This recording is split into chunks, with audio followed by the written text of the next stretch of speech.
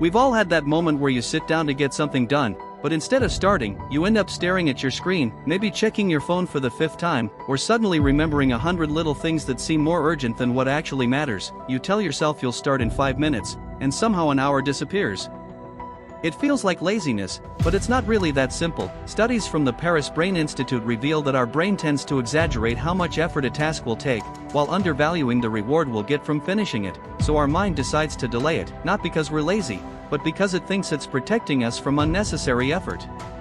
Today, we're going to break down the real psychology behind laziness, what's happening in your brain when you can't start, and most importantly, how to reprogram that mental resistance, because once you understand it, beating it becomes much easier. First, let's clear something up. Laziness isn't a personality flaw. It's not that you're unmotivated, undisciplined, or broken. It's a form of mental resistance, a signal that your brain is trying to avoid discomfort or uncertainty. When we label ourselves lazy, what we're actually feeling is a mix of 3 things: fear, fatigue, and lack of clarity. Fear shows up as thoughts like, what if I fail? What if it's not good enough? Or even, what if I actually succeed and expectations rise? Your brain senses threat, so it steers you toward easier, safer activities like watching videos or checking social media. Fatigue is another big one. Your mind is a limited energy system, and when it's running low, it will always pick short-term comfort over long-term goals. And lack of clarity, when you don't know exactly what to do next, your brain freezes. It sees the task as a giant foggy mountain instead of clear steps. So you delay, not out of weakness, but out of uncertainty. Neuroscientific research published on PMC in 2021 showed that people who procrastinate more have weaker connections between regions of the brain responsible for self-control and motivation, particularly the dorsolateral prefrontal cortex and the inferior parietal lobe. This means that for many of us, the resistance to act is literally wired into how our brain balances effort and reward. Laziness, then, isn't a lack of discipline, it's your brain saying, this feels unsafe, unclear, or too costly right now. Deep inside your brain, 2 systems are constantly battling for control. The limbic system, which seeks comfort, safety, and immediate rewards, and the prefrontal cortex, which focuses on planning, focus, and long-term decision-making. When you feel lazy, your limbic system is in charge. It says, let's relax, we'll do it later, and because it's linked to emotion and pleasure, it often wins. But here's where it gets interesting. Researchers from the Annual Review of Psychology found that dopamine, the chemical we often call the feel-good hormone, is not released when we finish something. It's released when we start, when we take action, when we move toward a goal. That means waiting for motivation doesn't work, because motivation is a side effect of movement. Another study from the Paris Brain Institute found that when we delay effort, our brain's cost calculator in the anterior cingulate cortex exaggerates the difficulty, making the task feel heavier every time we postpone it. So the longer you wait, the harder it feels.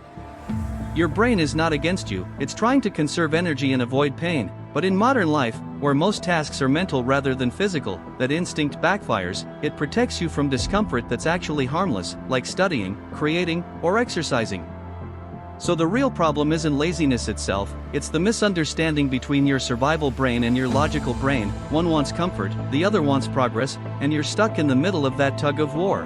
Now that we understand what's happening inside our head, how do we work with our brain instead of fighting it? Here are 5 evidence-based strategies that turn mental resistance into momentum. 1. The 2-minute rule.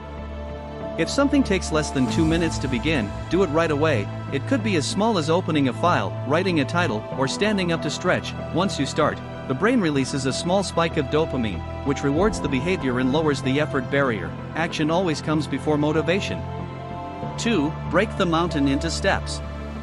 Stop saying I have to finish this project. Instead say, I'll just start the first 5 minutes. Large goals activate fear circuits in the amygdala, but smaller goals feel safe and achievable. As productivity researcher James Clear says, make it so easy you can't say no. 3. Redefine rest. Most of the time, what looks like laziness is actually exhaustion, not laziness.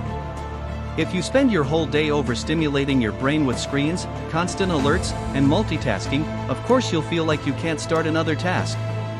So rest intentionally, not by scrolling, but by walking, breathing, or sitting quietly. Real rest recharges your prefrontal cortex, and that's what gives you discipline. 4. Reconnect with why. Your brain moves when it sees meaning, not pressure. Remind yourself why you started in the first place, write it down or say it out loud. it rewires the reward centers to see the task as personally valuable. According to behavior studies from McLean Hospital, people who connect their daily tasks to their personal values show stronger activation in brain regions linked to focus and motivation. 5. Change your environment. Make laziness inconvenient, remove friction between you and action.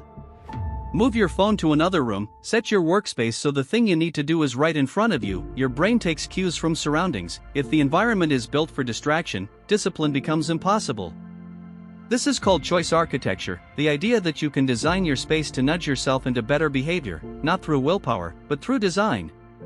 Each of these techniques works because it speaks to your brain's language, not guilt, but structure, simplicity, and meaning. You don't need to feel ready to start, you just need to make starting easy enough that your brain says, fine, let's do it. The rest happens naturally. Laziness isn't a moral problem, it's a biological one. It's your brain misjudging effort and reward, and choosing comfort instead of progress. But every time you take even one small action, you teach it a new rule. You teach it that effort equals reward, not danger. You don't have to wait for motivation to arrive, because motivation is built through motion. So the next time you catch yourself avoiding that one thing you know you should be doing, remind yourself, I don't have to finish, I just have to start. Because change doesn't begin with force, it begins with understanding. That's all for this video. Consider leaving a like and subscribing for more. Thank you for watching.